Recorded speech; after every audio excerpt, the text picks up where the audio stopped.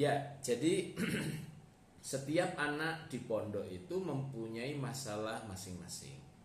Jadi anak saya dua di pondok itu masalahnya beda-beda. Anak saya yang pertama misalnya masalahnya apa, yang kedua masalahnya apa. Tetapi yakinlah Bunda bahwa ketika anak nanti bisa menyelesaikan masalah-masalah itu, sebenarnya dia bisa menyelesaikan masalah-masalah dalam kehidupannya. Sebut saja lah, sebenarnya banyak sekarang pondok itu yang sudah memberi fasilitas. Sebut saja misalnya makanannya nggak enak, makanan nggak enak itu kan biasa di pesantren.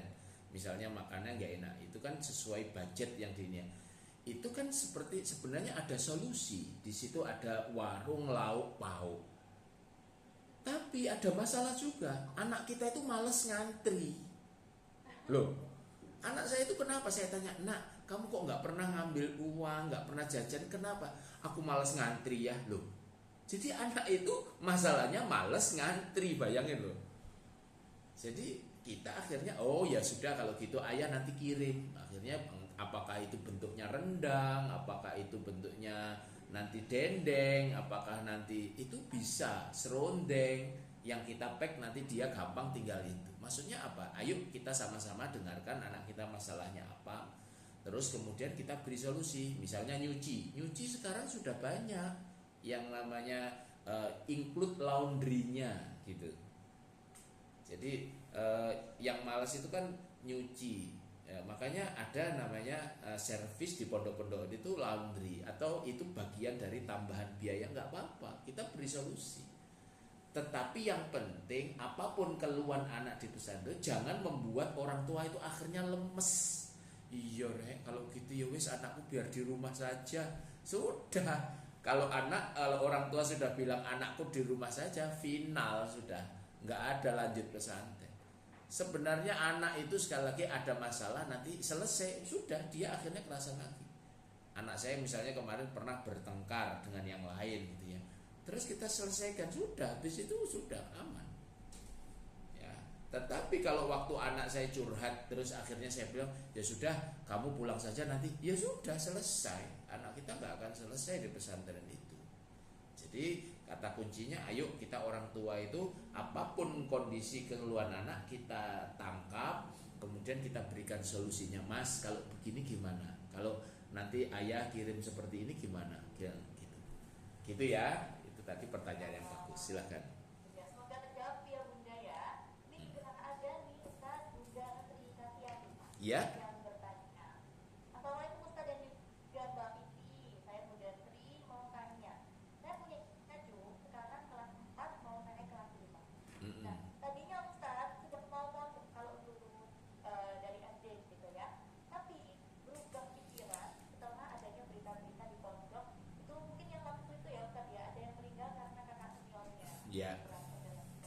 Nah, Ya. gimana nih Ustaz untuk meyakinkan si cucu ini agar tetap lanjut pondoknya? Ya, terima kasih ya, pertanyaan bagus sekali. Jadi memang kadang-kadang ada informasi-informasi, kejadian-kejadian di luar sana yang sempat terdengar oleh cucu kita, anak kita terkait lu tuh lihat tenang. Tetapi kita juga harus ingat kadang-kadang berita itu kadang-kadang di blow up untuk kepentingan tertentu. Walaupun waktu itu memang menjadi evaluasi bahwa di pesantren sekarang sudah banyak sekali. Sekarang di pesantren sudah tidak ada pukulan fisik. Sekarang di pesantren diwanti-wanti kalau sampai ada pukulan fisik bisa yang mukul itu dipulangkan.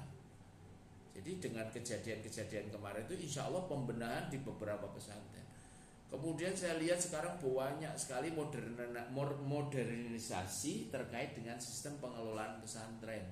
Saya kemarin baru lihat ternyata pesantren itu sampai sedetil orang tua itu bisa mengelola uang jajan anaknya harian, bayangin. Itu kan bagus sekali. Saya baru dengar kemarin loh, sistemnya sampai gitu. Jadi kayak di aplikasi itu bisa di lock sama orang tuanya. Bahkan setiap anaknya itu beli apa hari ini, beli apa 5.000, beli 10.000, itu langsung ada notifikasi loh di WhatsApp-nya orang tua. Tuh. Kan keren ya, berarti saya keren sekali teman-teman di pesantren. Artinya dulu yang ada masalah kadang-kadang uang hilang, sekarang nggak ada uang cash di pesantren. Semua pakai ATM itu, beli apa, beli seragam, dan orang tua langsung bisa memantau. Jadi apa artinya? Kita ingin menyampaikan betapa sekarang pesantren banyak yang sudah modern, mereka sudah bagus. Kalau fasilitas juga disesuaikan. Kalau pengen fasilitas yang lebih bagus, oh pesantrennya yang di kelas ini, kemudian seperti ini. Sekarang sudah banyak pilihan Bapak Ibu. Dan saya katakan sekali lagi, pesantren pun sekarang ya sudah sekali lagi banyak pembenahan, sehingga tidak ada dulu image pesantren itu ketinggalan zaman, pertimbangan nanti di luar tidak eksis enggak. Sekarang sudah itu bisa hilang ya. Jadi yang ketiga ada namanya konsep yang saya ketitip tadi, namanya tawakal. Jadi walaupun sudah tega kemudian ikhlas, orang tua juga harus tawakal bahwa ini adalah bagian kita ini menerima amanah dari Allah berupa anak kita, maka kita juga tawakalnya kepada Allah, pasrah kepada pesantren, tetapi tetap kita berdoa. Saya senang ada seorang atau orang tua yang ketika ingat anaknya di pesantren atau bahkan setiap waktu sholat itu mendoakan anaknya satu-satu. Jadi ya Allah, anak saya yang ini namanya yang lagi tahfidz Quran, mudah-mudahan lancar dibacakan Al-Fatihah. Anak saya yang sudah mau lulus pesantren yang ini dibacakan Al-Fatihah. Saya yakin doa orang tua, kepasrahan orang tua, tawakal orang tua kepada Allah ini yang akhirnya menjadikan anak-anak itu dimudahkan, dilancarkan, dan di pesantren dalam waktu tertentu, tapi akhirnya anak itu bisa belajar hal yang banyak yang nanti bisa untuk diterapkan di saat mereka menjalani kehidupan benar-benar di luar. Jadi yang ketiga adalah tawakal, ya, tawakal. Oke, silakan. Ini ada yang merespon nih Ustaz. Ya, silakan. Bapak Atin tadi katanya alhamdulillah ulun banget kita terima kasih teman-teman. Iya, sama-sama Ibu Safatin. Ada Bu Sri Kastiati katanya, ya Ustaz dan Mbak Budi terima kasih, semoga cucu saya bisa diyakinkan bahwa setelah adanya itu sekarang pesantren juga betul. Betul, betul. Dan harus disafarikan. Kadang-kadang anak kita ajak ke pesantren. Gedung-gedung pesantren sekarang itu sudah banyak yang bagus-bagus dan asri-asri, sudah bersih-bersih. Bahkan yang dilakukan teman-teman di Gria Parenting Ustadz Zina, dan ini kan sebenarnya standarisasi tentang pengasuhan di pesantren. Sehingga yang dulu yang ada masalah-masalah, misalnya bagaimana cara ngomong kepada orang tua, bagaimana itu sekarang distandarisasi dengan pelatihan-pelatihan musyrik, pendampingan dan lain sebagainya. Ini para muslimah, kemudian wali santri dan juga semuanya ini memang saling bekerja sama Betul, betul. Menjaga konsep titip yang sebenarnya ini. Iya, betul, betul. Luar biasa. Ustaz, kita tidak dulu ya Ustaz ya. Ya, baik. Ya, yang harus kami benarkan dan termasuk yang lainnya belum sekali masih ada satu sesi lagi bersama dengan Ustaz Ruman. Ini masih buka pertanyaan untuk Anda, silakan bisa melalui WhatsApp di 0855 3938. Boleh sekali lewat telepon di 0315244555.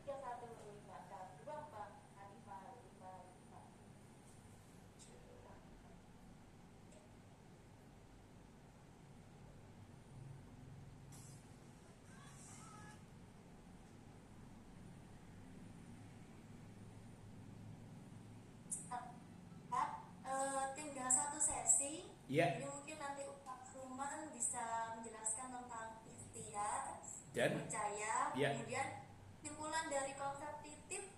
Ustaz, sama ada pertanyaan satu dari Bunda Ainur di Gresik. Ya. Ini apa namanya?